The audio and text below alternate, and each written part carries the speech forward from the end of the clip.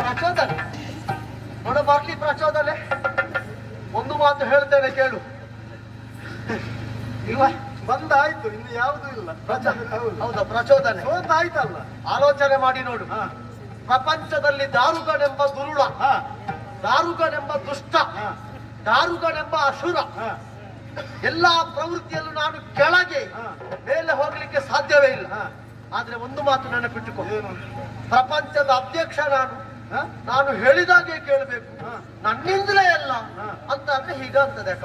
ಅಧ್ಯಕ್ಷನ ಕೈಲಿದ್ದದನ್ನೇ ಕಿತ್ತುಕೊಳ್ಬೇಕು, ಮತ್ತೆ ಯಾವ ಸೀಮೆ ಅಧ್ಯಕ್ಷ ಆಗ್ತಾನೆ? ಅದಕ್ಕಾಗಿ ಇಷ್ಟರವರೆಗೆ ನೀನು ಈ ಚಕ್ರವನ್ನು ಧರಿಸಿದ ಕಾರಣದಿಂದಾಗಿ ಚಕ್ರಧಾರಿ. ಹೌದಾ? ನಾನು ಎರಡು ಮಾತಾಡಬಹುದಾ? ಅಲ್ಲ, ನೀನು ಚಕ್ರಧಾರಿ ಆಯ್ತಾ? ನಾನು ಸೋತಾಗಿದೆ, ಸೋತವರು ಮಾತಾಡ್ಲಿಕ್ಕಿಲ್ಲ. ಇಲ್ಲ, ಆದರೂ ನಿನ್ನೆರಡು ಮಾತಾಡಬಹುದಾ ಅಂತ ಅವಕಾಶ ಉಂಟು. ಯಾಕೆ ಗೊತ್ತಿಲ್ಲ, ನಿನ್ನನ್ನು ನೋಡುವಾಗ ಕೊಲ್ಲಿಕ್ಕೂ ಮನಸ್ಸು ಬರುವುದಿಲ್ಲ. ಯಾಕೆ? ನಿನ್ನದ ನಗು, ಆ ನಗುವಿನಿಂದಲೇ ನೀನು ನಮ್ಮನ್ನು ಕೊಲ್ತಿ, ಮತ್ತೆ ನಿನ್ನನ್ನು ಕೊಲ್ಲುವುದು ಹೇಗೆ? ಮಾತಾಡು, ಇದು ಕೊನೆಯ ಅವಕಾಶ, ಮಾತಾಡು. ಈಗ ಯುದ್ಧದಲ್ಲಿ ನಾನು ಸೋತಿದ್ದೇನೆ, ನನ್ನ ಸುದರ್ಶನ ನಿನ್ನ ಕೈ ಸೇರಿದೆ ಅಂತು. ಈಗ ದೊಡ್ಡ ಮನಸ್ಸು ಮಾಡಿ ಆ ಸುದರ್ಶನವನ್ನು ಮರಳಿ ಕೊಡಬಹುದೇ? ಅದಕ್ಕೆ ನಿನಗೆ ಕಪಟ ನಾಟಕ ಸೂತ್ರಧಾರಿ ಅಂತ ಹೆಸರಿಟ್ಟದ್ದು. ಯಾಕೆ? ನನಗೆ ಗೊತ್ತುಂಟು ನಿನ್ನ ಜಾಣ್ಮೆ. ನೀನು ನಗು ಮಾಡಿ ನನ್ನ ಕೊನೆಯ ನಗುವಿಗೆ ಕಾರಣನಾಗ್ತಿ.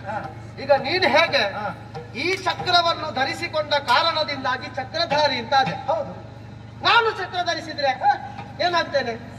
ಚಕ್ರಧಾರುಗ.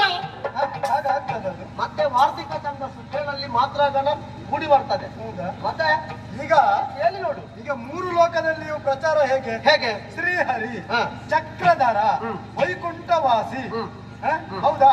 ಅಧ್ಯಕ್ಷ ಎಲ್ಲ ನಾನೇ. ಇಷ್ಟರಾಗಿತ್ತು. ಇನ್ನು ಅಧ್ಯಕ್ಷ ಹೋಯ್ತು ಅಂತ ಇಲ್ಲಿಗೆ ಅಧ್ಯಕ್ಷ ಮುಗೀತು, ಇನ್ನು ಅಧ್ಯಕ್ಷನ ಸುದ್ದಿಲ್ಲ. ಈ ಸಲವೂ ಅಧ್ಯಕ್ಷ ಆಚೀಚೆ ಆಗದಿದ್ರೆ ಮತ್ತೆ ಆಗುದು. ಹೌದಾ? ಮತ್ತೊಂದು ಮಾತುಂಟು. ಇಷ್ಟರವರೆಗೆ ವೈಕುಂಠವಾಸಿ, ಚಕ್ರಧಾರಿ, ಸುದರ್ಶನಧಾರಿ, ಶ್ರೀ ಚಕ್ರಪತಿ ಎನ್ನುವಂತ ಹೆಸರುಂಟು ಅಂತ ನೀನು ಹೇಳಿದಿ. ಯಾಕೆ ಹೋಗಬಾರದು? ಒಂದು ತಾಯಿ 9 ತಿಂಗಳು ಗರ್ಭವನ್ನು ಹೊತ್ತು 10ನೇ ಮಾಸಕ್ಕೆ ಈ ಪ್ರಪಂಚಕ್ಕೆ ಮಗುವಿಗೆ ಬೆಳಕನ್ನು ಕೊಡ್ತಾಳೆ. 8ನೇ ಮಾಸಕ್ಕೆ ಆಗುವುದಿಲ್ವಾ ಜನನ? ಆಗ್ತದೆ. 7ನೇ ಮಾಸಕ್ಕೆ ಜನನ ಆಗುವುದಿಲ್ವಾ? ಆಗ್ತದೆ. 9 ಕಳೆದು 10ಕ್ಕೆ ಆಗುವುದಿಲ್ವಾ? ಆಗ್ತದೆ. ಹಾಗುಂಟಾದ್ರೆ ಅಂತಹ ಚಕ್ರ ನನ್ನಲ್ಲಿ ಬಂದ್ರೆ ಏನಾಗ್ತದೆ? ಈಗ ಆ ಸುದರ್ಶನ ನನ್ನಲ್ಲಿದ್ರೆ ಲೋಕವೆಲ್ಲ ಒಪ್ಪುತ್ತದೆ. ಮೊದಲು ಒಪ್ಪಿದೆ ಶ್ರೀಹರಿ ಸುದರ್ಶನಧಾರಿ. ಅದನ್ನೇ ನೀನು ಹಿಡಿದುಕೊಂಡು ನಾನು ಸುದರ್ಶನಧಾರಿ ಅಂತ ಹೇಳಿಕೊಂಡು ಹೋದ್ರೆ ಇದೇ ಲೋಕದವರು ಏನು ಹೇಳ್ತಾರೆ? ಮಂಗನ ಕೈಯಲ್ಲಿ ಮಾಣಿಕ್ಯ ಕೊಟ್ಟಂತೆ. ಅದು ನಿನ್ನಂತವರು ತಪ್ಪು ತಿಳಿದುಕೊಂಡದ್ದು. ಯಾಕೆ? ಅಸುರನಾದರೂ ಕೂಡ ಪ್ರಭು ಶಂಕರನನ್ನು ಪೂಜಿಸುವವ ನಾನು. ದಿನನಿತ್ಯ ಮನೆಯಲ್ಲಿ ತ್ರಿಕಾಲ ಪೂಜೆಯನ್ನು ಮಾಡುವಂತಹ ನನಗೆ ನಿನ್ನ ನೀತಿ ಧರ್ಮದ ಪಾಠ ಅಗತ್ಯ ಇಲ್ಲ. ಈಗ ಧರ್ಮ ಏನು ಅಂತ ನನಗೊತ್ತು. ಈಗ ಸುದರ್ಶನ ನಿನಗೆ ಅದನ್ನು ಕೊಡ್ಲಿಕ್ಕಿಲ್ವಾ? ನಾನು ಕೊಡ್ಲಿಕ್ಕೆ ಹುಚ್ಚುಂಟ ನನಗೆ? ತಲೆಗೆ ಬಿಟ್ಟು ನಾನು ನಿನ್ನ ಜಾಗ್ರತೆಗಾಗಿ ಹೇಳುವುದು. ಯಾಕೆ? ಅದಷ್ಟು ಸುಲಭವಿಲ್ಲ. ಮತ್ತೆ ಸುದರ್ಶನ ಅಂದ್ರೆ ಏನು? ಅದು ಬೆಂಕಿ, ಗೊತ್ತಲ್ಲ ನಿನಗೆ? ಅದನ್ನು ತಣ್ಣೀರು ಹಾಕಿ ಅಲ್ಲ, ತಣ್ಣೀರು ಹಾಕ್ಲಿಕ್ಕೆ ಆಗುದಿಲ್ಲ. ಬೇಕಾದ ಹಾಗೆ ರೂಪವನ್ನು ಹೊಂದಲಿಕ್ಕೆ ಆಗ್ತದೆ. ಸುದರ್ಶನ ಅಂದ್ರೆ ಕೇವಲ ಆಯುಧವಲ್ಲ, ಅವನೊಬ್ಬ ಯಾವ ರೂಪವನ್ನು ತಳೆಯುವುದಕ್ಕಾಗುತ್ತದೆ. ಬೆಂಕಿಯಾಗಿ ಬಂದ್ರೆ ಎಲ್ಲವನ್ನು ಸುಡುತ್ತದೆ ಸುದರ್ಶನ. ಹಾಗಾಗಿ ನಿನಗೊಂದು ಜಾಗ್ರತೆ ಹೇಳ್ತೇನೆ. ಏನು? ಈಗ ನೀನು ಈ ಚಕ್ರವನ್ನು ಬೇಕಾದ್ರೆ ನಿನ್ನ ಶೋಣಿತಕ್ಕೆ ಕೊಂಡು ಹೋಗುವುದರಲ್ಲಿ ನನ್ನ ಅಭ್ಯಂತರ ಇಲ್ಲ. ಆದರೆ ಆ ಕಾರಣದಿಂದ ನಿಮ್ಮವರ ಸರ್ವನಾಶ ಆಗಬಾರದು. ಯಾಕಂದ್ರೆ ಈ ಸುದರ್ಶನಕ್ಕೆ ಅಪಚಾರವಾದರೆ, ಶುದ್ಧಾಚಾರ ಕೆಟ್ಟು ಹೋದ್ರೆ ನಿನ್ನ ಶೋಣಿತವು ಸರ್ವನಾಶವಾಗಿ ಹೋದಿತ್ತಷ್ಟೇ. ಹರಿ, ಭಾವುಕ ಭಕ್ತರ ಮನದಲ್ಲಿ ನೆಲೆಗೊಂಡ ಕಾರಣದಿಂದಾಗಿ ನಿನ್ನನ್ನು ಭಗವಂತ ಅಂತ ಪ್ರಪಂಚ ಕೊಂಡಾಡಿತು. ಹೌದಾ? ಆಚಾರಕ್ಕೆ ಒಪ್ತೀಯೋ? ವಿಚಾರಕ್ಕೆ ಒಪ್ತೀಯೋ? ಸಂಸ್ಕಾರಕ್ಕೆ ಒಪ್ತೀಯೋ? ಪೂಜೆ ಪುರಸ್ಕಾರಕ್ಕೆ ಒಪ್ತೀಯೋ? ಖಂಡಿತ ಒಪ್ತೀಯೋ? ನಿನ್ನ ಸ್ವಾಧೀನದಲ್ಲಿದ್ದ ಕಾರಣದಿಂದಾಗಿ ಚಕ್ರಕ್ಕೆ ಹೆಸರು ಹೊರತು ಚಕ್ರ ನಿನ್ನ ಬಳಿ ಇರುವ ಕಾರಣದಿಂದಾಗಿ ಚಕ್ರಕ್ಕೆ ಹೆಸರಲ್ಲ. ಹೌದಾ? ಹಾಗಾದ್ರೆ ಚಕ್ರ ಯಾವುದು? ಕೇವಲ ನಾಮಕಾವಸ್ಥೆಗೆ ಮಾತ್ರ. ಹಾಗಂತಾದ್ರೆ ದಾರುಕನಾದಂತಹ ನಾನು ತ್ರಿಕಾಲ ಪೂಜೆಯನ್ನು ಮಾಡುವುದರ ಮೂಲಕವಾಗಿ ಅದಕ್ಕೆ ಬೇಕಾದಂತಹ ಆಚಾರ ವಿಚಾರ ಸಂಸ್ಕಾರ ಷೋಡಶೋಪೇತವಾದಂತಹ ಪೂಜೆಯನ್ನು ಮಾಡಿದಲ್ಲಿ ನೋಡ ಏನಾಗುತ್ತದೆ? ಏನು ಆಗುವುದಿಲ್ಲ. ಯಾಕಂದ್ರೆ ನೀವು ಜಾತಿಯಲ್ಲಿ ರಾಕ್ಷಸರಾದ್ರೂ ಹುಟ್ಟಿನಿಂದ ಬ್ರಾಹ್ಮಣರು, ಕಶ್ಯಪ ಬ್ರಹ್ಮನ ಸಂತತಿ ನೀನಲ್ಲ, ನಿನ್ನ ಹಿರಿಯರು. ನೀನು ಯಾರಿಗೆ ಹುಟ್ಟಿದ್ದು ಅಂತ ವಿಳಾಸವೇ ಇಲ್ಲ ನಿನಗೆ. ನಾನು ದಾರಿಗ ಬಿಡು, ದಾರಿಯಲ್ಲಿ ಬಿದ್ದವ ದಾರಿಗ ಅಂತ ಎಲ್ಲರೂ ಹೇಳ್ತಾರೆ. ಅದು ನೀನು ಹೇಳು. ದಾರಿಯಲ್ಲಿ ಬಿದ್ದ ಕಾರಣ ದಾರಿಗ ಹೌದು. ಆದ್ರೆ ದಾರಿಗ ಎನ್ನುವ ಶಬ್ದಕ್ಕೆ ಇನ್ನೊಂದು ದೂರಾಲೋಚನೆಯ ಪದ ಉಂಟು, ಅರ್ಥ ಉಂಟು. ಆತ್ಮಾವಲೋಕವನ್ನು ಮಾಡಿಕೊ, ಭವಿಷ್ಯದಲ್ಲಿ ಸಾಧನೆಯ ದಾರಿಯನ್ನು ಹುಡುಕುವವನೇ ದಾರುಗ. ಹಾಗೆ ನಿನ್ನ ಹಿರಿಯರು ಕಶ್ಯಪ ಬ್ರಹ್ಮನ ಸಂತತಿಗಳು. ಹಾಗಾಗಿ ನೀವು ಜಾತಿಯಲ್ಲಿ ರಾಕ್ಷಸರಾದ್ರೂ ಹುಟ್ಟಿನಿಂದ ಬ್ರಾಹ್ಮಣರು. ಪೂಜಿಸುವ ಸರ್ವ ಯೋಗ್ಯತೆ ನಿಮ್ಮಲ್ಲಿ ಉಂಟು. ಈ ಸುದರ್ಶನವನ್ನು ನೀನು ಪೂಜಿಸುವ ಈಶನ ಮಂದಿರದಲ್ಲೇ ಇಡಬೇಕು, ಅಪಚಾರ ಆಗಬಾರದು. ಶಿವನ ಮಂದಿರದಲ್ಲಿ ಇದನ್ನು ಇಲ್ಲಿ ಪೂಜಿಸಿದ್ರೆ ಹರಿಹರರು ನಾವು ಒಂದೇ. ನೀನೀಗ ವಾಸ್ತು ತಜ್ಞ, ಹರಿಹರರು ಯಾವ ಕೋಣೆಯಲ್ಲಿ ಇಡಬೇಕು ಅಂತ ನೀನು ನನಗೆ ಹೇಳುದು. ಎಲ್ಲೆಲ್ಲಿ ಇಡಬಾರದು, ಅದರ ಅಪಚಾರ ಕೆಡುತ್ತದೆ ಅಂತ. ಶುದ್ಧಾಚಾರ ಕೆಟ್ಟರೆ ನಿಮ್ಮವರ ಸರ್ವನಾಶ ಆಗ್ತದೆ. ನಿಮ್ಮ ಜಾಗ್ರತೆಗೆ ಹೇಳುದು, ನನ್ನ ಜಾಗ್ರತೆ. ಈ ಪ್ರಪಂಚದ ಕೆಲವು ಮನೆ ಹಾಳಾದ್ದೇ ನಿನ್ನಂತಹ ವಾಸ್ತು ತಜ್ಞರಿಂದ. ಆ ಬಾಗಿಲು ತೆಗಿ, ಅಲ್ಲಿ ದೇವಸ್ಥಾನ ಬೇಡ, ಇಲ್ಲಿ ಅಡುಗೆ ಮನೆ ಬೇಡ, ಅಲ್ಲಿ ದೇವರನ್ನು ಇಡಬಾರ್ದು. ಆದರೂ ನಿನ್ನಂತಹ ಅಂಧ ಭಕ್ತರು ಅದನ್ನು ಒಪ್ಪುತ್ತಾರಲ್ಲ, ಅದಕ್ಕೆ ನಾನು ಒಪ್ಪುವುದಿಲ್ಲ ನಿನ್ನ ವಾಸ್ತು ತಜ್ಞವನ್ನು.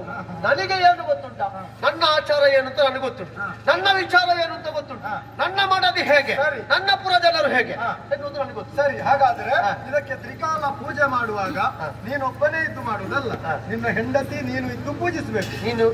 ನೀನು ಪುನಃ ನನಗೆ ವೇಳ ಪಟ್ಟು ಜಾಗ್ರತೆಗೆ ಕೆಲವು ವಿಷಯ ಹೇಳ್ತೇನೆ. ಊರಿನವರೆಲ್ಲ ಬೇಕು, ಬ್ರಾಹ್ಮಣರು ವಿಶೇಷವಾಗಿ ಉಪಸ್ಥಿತರಿರಬೇಕು. ಇಷ್ಟೆಲ್ಲ ಜನರ ಮುಂದೆ ಇದಕ್ಕೆ ತ್ರಿಕಾಲ ಪೂಜೆಯಾಗಿ ದಾನ ಧರ್ಮ ಮಾಡಬೇಕು. ನೀನು ಯಾರು ಏನು ಕೇಳಿದ್ರು ಇಲ್ಲ ಅಂತ ಹೇಳಬಾರದು. ಬಾಚಿ ಬಾಚಿ ದೋಚಿ ಕೊಡಬೇಕು. ಅನ್ನದಾನ ಸೇವೆಯಾಗಬೇಕು. ಇಷ್ಟೆಲ್ಲ ನೀನು ಮಾಡಿದ್ರೆ ಎಲ್ಲರೂ ನಿನ್ನ ಮನೆಯಲ್ಲಿ ಊಟೋಪಚಾರವನ್ನು ದಾನವನ್ನು ಸ್ವೀಕರಿಸಿ ಹೋಗುವಾಗ ಸಂತೋಷದಿಂದ ಹೇಳ್ತಾರೆ, ದಾರಿಗನ ವೈಕುಂಠ ಸಮಾರಾಧನೆ ನಿನ್ನ ಕಾಪಾಲಕ್ಕೆ ಬಹಳ ಗಮ್ಮತ್ತು. ಸಿಟ್ಟು ಯಾಕೆ? ಮತ್ತೆಂತದು ವೈಕುಂಠ ಸಮಾರಾಧನೆ? ಅಲ್ಲಿರುವುದು ವಿಷಯ ಎಂತದು? ನಿಮಗೆ ಬುದ್ಧಿ ಇಲ್ಲ ರಾಕ್ಷಸರಿಂದ ಹೇಳುದು ಇದಕ್ಕೆ. ಯಾಕೆ ರಾಕ್ಷಸರು ಆಲೋಚನೆ ಮಾಡುದಿಲ್ಲ ನೀವು. ನಾನು ಏನು ಹೇಳಿದ್ದು, ಈ ಸುದರ್ಶನ ನಿನ್ನ ಅರಮನೆಗೆ ಹೋಗ್ತದೆ. ನಿನ್ನ ಅರಮನೆಯಲ್ಲಿ ಇದನ್ನಿಟ್ಟು ನಾನು ಹೇಳಿದ ಪ್ರಕಾರ ನೀನು ಪೂಜಿಸ್ತಿ, ದಾನ ಧರ್ಮ ಮಾಡ್ತಿ. ಇದಕ್ಕೆ ಎಲ್ಲಾ ವಿಧಿವಿಧಾನ ಆಗುತ್ತದೆ. ಆಗ ನನ್ನ ಆ ವೈಕುಂಠ ನಿನ್ನ ಈ ಸುದರ್ಶನ ಇಟ್ಟ ಶೋಣಿತ ಆಗ್ತದೆ. ಆ ವೈಕುಂಠಕ್ಕೂ ಶೋಣಿತಕ್ಕೂ ಸಮವಾಗ್ತದೆ. ಹಾಗಾಗಿ ದಾರಿಗನ ವೈಕುಂಠದಲ್ಲಿ ಆದ ಸಮಾರಾಧನೆ ಹಾಗೆ ಬಹಳ ಗಮ್ಮತ್ತು. ಹಾಗೆ ನಿನ್ನ ಎಲ್ಲಾ ವಾದಕ್ಕೆ ಒಪ್ಪುವ ನಾನಲ್ಲ. ಇನ್ನು ಹೇಗೆ? ಚಕ್ರಧಾರಿ ಹೋಯ್ತು, ಚಕ್ರಧಾರುಗ ಬಂದ, ವೈಕುಂಠ ಹೋಯಿತು, ಶೋಣಿತ ಸುದರ್ಶನ, ಶೋಣಿತ ಚಕ್ರ ಹೊಸ ಪ್ರಸಂಗ. ಶೋಣಿತ ವೈಕುಂಠ, ಶ್ರೀಹರಿ ಸುದರ್ಶನ ಇಲ್ಲ, ಇನ್ನು ದಾರುಗ ಸುದರ್ಶನ ಹೊಸ ಪ್ರಸಂಗ. ಆಯ್ತಾ? ಇನ್ನು ಮುಂದಕ್ಕೆ ನೀನು ಆಲೋಚನೆ ಮಾಡ್ಬೇಕು. ಹೇಗೆ? ಈಗ ಚಕ್ರ ಹೋಯ್ತು, ಇನ್ನು ಎಲ್ಲಿಯಾದ್ರೂ ಹೀಗೆ ಉತ್ಕಟನಾಗಿ ಬಂದೆ ಅಂತಾದ್ರೆ ಗರುಡ ಹೋಗ್ತಾನೆ, ಮತ್ತೆ ಎಲ್ಲಿಗೆ ಹೋಗ್ಬೇಕಾದ್ರೂ ನಡ್ಕೊಂಡೆ ಆಲೋಚನೆ ಮಾಡು. ನಿನ್ನಂತವರಿಗೆ ಬುದ್ಧಿ ಬರಬೇಕಾದ್ರೆ ನನ್ನಂತ 4 ಜನ ಸಿಕ್ಕಿದ್ರೆ ಸಾಕು. ನನ್ನಂತ ಬುದ್ಧಿವಂತರೇ ಆಗಬೇಕು. 4 ಜನ ಸಿಕ್ಕಿದ್ರೆ ಸಾಕು, ಆಗ ಬುದ್ಧಿ ಬರ್ತದೆ. ಅಯ್ಯೋ ವಿಧಿ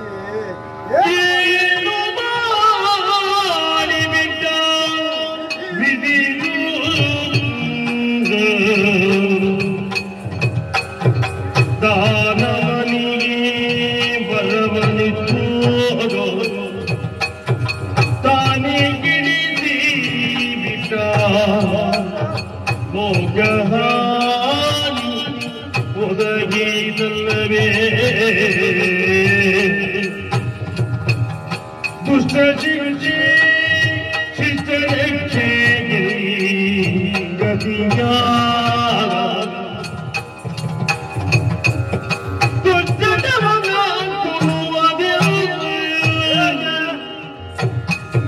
ಸೃಷ್ಟಿ ಹಾಡುಗೈಯದೇ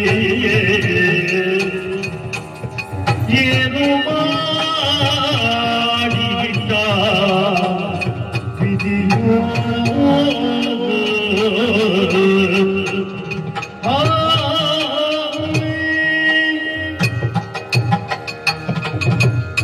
ಅಯ್ಯೋ ವಿಧಿಯೇ, ಏನು ಮಾಡಿಬಿಟ್ಟೆ ನೀನು.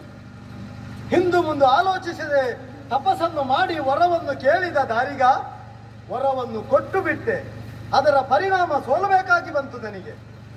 ಯೋನಿಜರಿಂದ ಮರಣ ಬರಬಾರದು ಅಂತ ಕೇಳುವುದರ ಜೊತೆ 3 ಮೂರ್ತಿಗಳಿಂದಲೂ ಸೋಲು ಮರಣ ಸಂಭವಿಸಬಾರದು ಎಂಬ ವರವನ್ನಲ್ಲವೇ ಇವ ಕೇಳಿದ್ದು.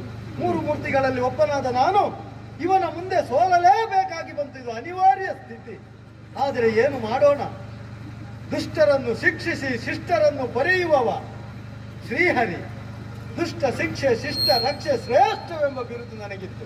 ದುಷ್ಟಗೂ ಶಿಕ್ಷೆಗೂ ದಕ್ಷನೆನಿಸಿದಂತಹ ಪಕ್ಷಿವಾಹನನಾದ ನಾನು ಇನ್ನು ಮುಂದೆ ದುಷ್ಟರನ್ನು ಶಿಕ್ಷಿಸುವ ಬಗೆ ಹೇಗೆ, ಒಳ್ಳೆಯವರನ್ನು ರಕ್ಷಿಸುವ ಬಗೆ ಹೇಗೆ, ಧರ್ಮವನ್ನು ಉಳಿಸುವ ವಿಧಿ ವಿಧಾನ ಹೇಗೆ, ಇದರ ಬಗ್ಗೆ ಯೋಚಿಸ್ತಾ ಇದ್ದೇನೆ. 3 ಲೋಕವು ದಾರಿಗನ ಸ್ವಾಧೀನವಾಗಿದೆ. ಎಲ್ಲಿ ನೋಡಿದರೂ ಅನ್ಯಾಯ ಅಧರ್ಮಗಳೇ ತಲೆ ಎತ್ತುತ್ತಾ ಇದೆ. ಸೋತಾಯಿತು, ಸುದರ್ಶನವು ಹೋಗಿ ಆಯಿತು, ಮುಂದೇನು ಮಾಡೋಣ ಎಂದು ಇಲ್ಲಿ ಯೋಚಿಸಿ ಏನೂ ಪ್ರಯೋಜನವಿಲ್ಲ. ವೈಕುಂಠದತ್ತ ತೆರಳಿ ಮನಸ್ಸನ್ನು ಪರಂಧಾಮದತ್ತ ಹೊರಳಿಸಿ ಸಂಕಲ್ಪ ಮಾತ್ರದಿಂದ ಕಣ್ಣೀರಿಳಿಸ್ತೇನೆ ಮುಂದೇನಾಗ್ತದೆ ನೋಡೋಣ.